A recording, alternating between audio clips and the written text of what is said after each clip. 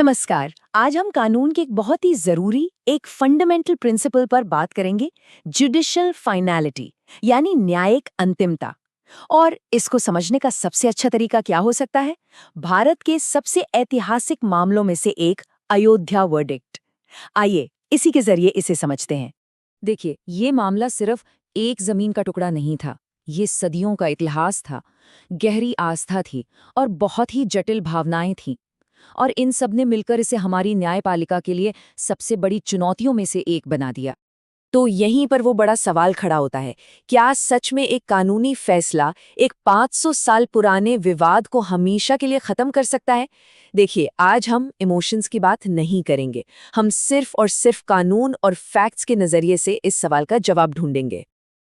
और इस सवाल का जवाब, जैसा मैंने कहा, कानून के एक बड़े ही मजबूत सिद्धांत में छिपा है, जुडिशियल फाइनलिटी। इसे रेस जुडिकाटा के सिद्धांत से भी जोड़ा जाता है। जो लॉ के स्टूडेंट्स हैं, उनके लिए ये समझना बहुत ज़रूरी है कि इस प्रिंसिपल के बिना कोई भी लीगल सिस्टम टिक ही नहीं सकता। तो ये जुडिशियल फाइनलिटी आखिर है क्या? बहुत आसान शब्दों में अगर समझें तो इसका मतलब है कि जब कोई सक्षम अदालत, खासकर देश की सबसे बड़ी अदालत, किसी मामले पर अपना फाइनल फैसला सुना देती है, तो बस वो मामला वहीं खत्म हो जाता है। उसे उन्हीं पार्टियों द्वारा उन्हीं मुद्दों पर दोबारा नहीं उठाया जा सकता। That's it, case closed. अब सवाल ये है कि ये इतना ज़रूरी क्यों है?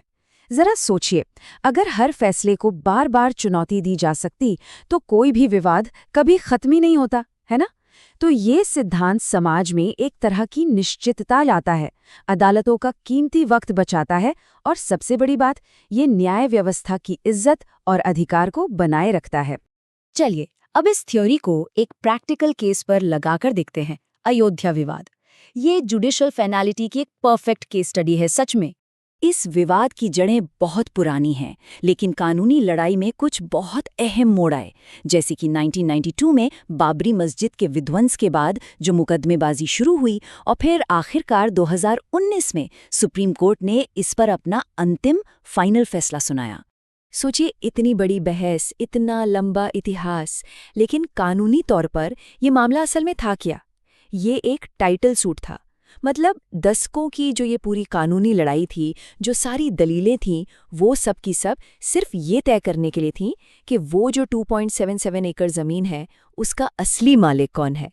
तो अब देखते हैं कि 2019 में सुप्रीम कोर्ट ने उस मालिकाना हक पर आखिर क्या फैसला दिया, जिसने इस केस को हमेशा के लिए बंद कर दिया। कोर्ट ने यहाँ एक बैलेंस बनाने की कोशिश की। एक तरफ ASI यानी आर्कियोलॉजिकल सर्वे ऑफ इंडिया की रिपोर्ट को आधार बनाकर विवादित जमीन का मालिकाना हक हिंदू पक्ष को दे दिया, और दूसरी तरफ कोर्ट ने यह भी माना कि 1992 में जो ढांचा गिराया गया था वो एक गैरकानूनी काम था। इसलिए मुस्लिम पक्ष को मस्जिद बनाने के लिए एक दूसरी अच्छी जगह पर 5 एकड़ जमीन देने का भी आदेश दिया। ठीक है, तो अब वापस आते हैं अपने मूल सिद्धांत पर। ऐसी क्या बात है जो सुप्रीम कोर्ट के इस फैसले को आखिरी और अटल बना देती है? ये सवाल असल में जुडिशियल फाइनलिटी के प्रिंसिपल का असली टेस्ट है। क्या इस फैसले के बाद कानूनी तौर पर उसी 2.77 एकड़ जमीन पर दोबारा मस्जिद बनाने का दावा किया जा सकता है? तो कानून का जवाब एकदम साफ और सीधा है, नहीं, ऐसा नहीं हो सकता। और इसकी वजह भी कोई रॉकेट साइंस नहीं है, बल्कि एक बहुत ही सीधा साधा कानूनी तर्क है। देखिए, इस फाइनलिटी के पीछे का लॉजिक 3 स्टेप्स में समझा जा सकता है। पहला, देश की सबसे बड़ी अदालत सुप्रीम कोर्ट ने जमीन का मालिकाना हक तय कर दिया, किस्सा खत्म।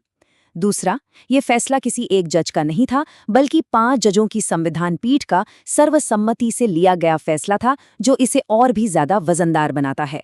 और तीसरा, बस इन्हीं 2 वजहों से जुडिशियल फाइनलिटी का सिद्धांत लागू हो जाता है, जो उसी दावे को दोबारा कोर्ट में लाने से कानूनी तौर पर रोक देता है। तो असल में ये मामला सिर्फ एक जमीन के टुकड़े का नहीं था।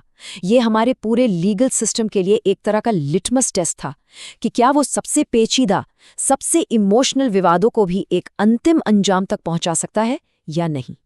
और यहीं पर ये एक बहुत गहरी बात सामने आती है।